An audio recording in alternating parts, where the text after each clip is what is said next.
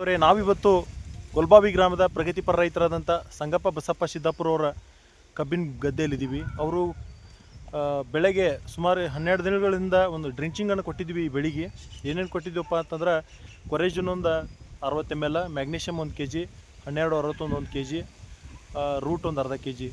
ಇಷ್ಟನ್ನು 5 ನಮೂನಿ ಕೂಡಿಸ್ಕಿಸಿದ್ದೇನೈತಿ. ಬಾಡಿಗೆ ನುಜಲ್ ಹಚ್ಚಿ ಬಿಟ್ಟಿದ್ದೆವು.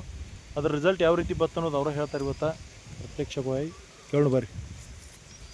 ನಮ್ದು ಈಗ ಒಂದು 12 ದಿವಸ ರಿಸಲ್ಟ್ ಅಂತ ಚಲೋ ಕೊಟ್ಟಿದ್ರಿ. ನಾವು ಇಷ್ಟು ವರ್ಷ ಮಾಡ್ಕೊತ ಬಂದೀವಿ ರೀ. ಆದ್ರೂ ನಮ್ದು ಇಷ್ಟು 12 ದಿವಸ ರಿಸಲ್ಟ್ ಯಾವುದೂ ಕೊಟ್ಟಿಲ್ಲ ರೀ. ಮರಿಗಳ ಸಂಖ್ಯೆ ಎಷ್ಟು ಹೊಡೆದವ್ರಿಗೆ? ಜಾಸ್ತಿ ಐತ್ರಿ. ಒಂದು ಗಡ್ಡಿಗೆ 7 ರಿಂದ 8 ಮರಿ ಸ್ಟಾರ್ಟಿಂಗ್ ಅದಾವ ರೀ. ಸ್ಟಾರ್ಟಿಂಗ್ ಏನು ಡೆವಲಪ್ಮೆಂಟ್ ಏನೋ ಚಾಲ್ತಿ ಅದಾವ್ರಿ. ಆದ್ರೂ ನಮ್ದು ರಿಸಲ್ಟ್ ಮಾತ್ರ ಚಲೋ ಕೊಟ್ಟೈತ್ರಿ. 12 ದಿವಸ ರಿಸಲ್ಟ್ ಚಲೋ ಕೊಟ್ಟೈತಿ. ನಮ್ದು ಕಬ್ಬು ಅಂತೂ ಈ ಅಂಗಡಿ ಎಲ್ಲಿ ಐತ್ರಿ? ಇದು ವೀರಭದ್ರೇಶ್ವರ ಗುಡಿ ಐತ್ರಿ. ಸೈದಾಪುರ ರೋಡ್ಲೆ ಗೊಲ್ಬಾವಿ. ಬಸವೇಶ್ವರ. ನಾವು ಈಗ ಮೊದಲಿನ ಚಿತ್ರ ನಿಮ್ಗೆ ತೋರಿಸ್ತೀವೋ ಆ ಚಿತ್ರದೊಳಗೆ ನೋಡ್ಬೋದು ನೀವು. ಅದರೊಳಗೆ ಮರಿ ಅಟ್ಟಿತ್ತು, ಎಷ್ಟು ಕಬ್ಬಿನ ಹೈಟ್ ಇತ್ತು. ಈಗ ನೋಡ್ಬೋದು ನೀವು ಎಷ್ಟು ಡೆವಲಪ್ಮೆಂಟ್ ಆಗೈತೆ ಅನ್ನೋದು. ಇಲ್ಲಿ ನೋಡ್ಬೋದು ಒಂದು ಗದಿ ಅನಿಸ್ತಾರಿಲ್ಲ ನಮ್ಮ ಸಾವುಕಾರ.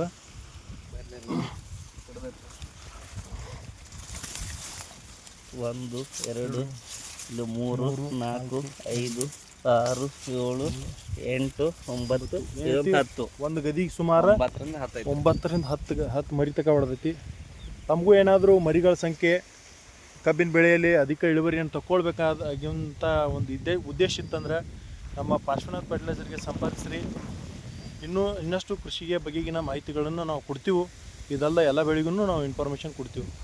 ಈ ಸಂಚಿಕೆಯನ್ನು ವೀಕ್ಷಿಸೋದಕ್ಕೆ ತಮ್ಮೆಲ್ಲರಿಗೂ ಕೂಡ ಧನ್ಯವಾದಗಳು ಹೇಳ್ತಾ ಇವತ್ತಿನ ವಿಡಿಯೋನ ಮುಕ್ತಾಯ ಮಾಡ್ತಿದ್ದೀವಿ. ಜೈ ಹಿಂದ್, ಜೈ ಕರ್ನಾಟಕ.